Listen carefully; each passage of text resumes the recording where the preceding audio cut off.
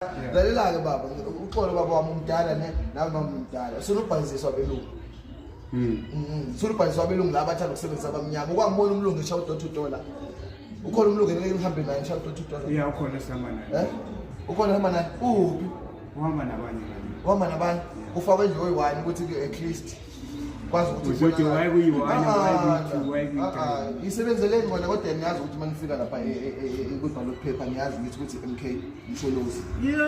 Msholozi. Hayi, ima bazonenza kanje banithembisa imisebenzi.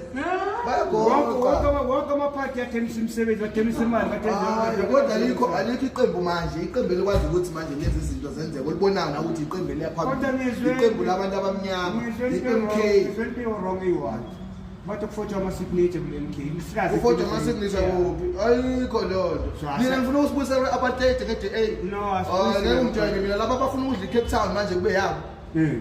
Bafuna ukudla i-Cape Town nawe uthi ewe. Ngiyavumelana nawe. Umhlaba wabo baphethe emotionally amabhunu aphethe. Uzowakhankasela wena ukuthi akaphathe mbongo. Kumanje akakunika ngisho i-umbrella, akunika iskipho sa-R50. Anginika ngisho i-umbrella kuyashisa ilanga. Uphetha ngisho i-drink. Uhamba ngenyawo yonke le ndlela la akho ngisho imoto ohamba ngayo.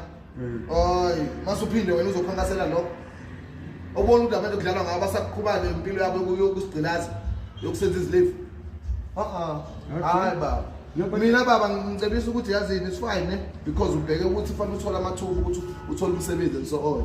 But ungaqhubeka nje ukhulume nabantu ne. Mina ngiyi-MK yoqina. Ungaqhubeka ukhulume nabantu but nawe uyi-MK ngiyazi. Mofika nje ku-ballot paper ufika usho Msholozi angeke umuntu ozokubona. Mokuthi ufuna lelizwe, mokuthi ufuna lelizwe libuyele ebantwini abamnyama. Bengathi liphethwe yibo manje. Abona wona i-DA angcono ukuthi FF, hayi DA, hayi khohlwa. DA khohlwa baba ngiyabonga. Siyabonga. Bye bye.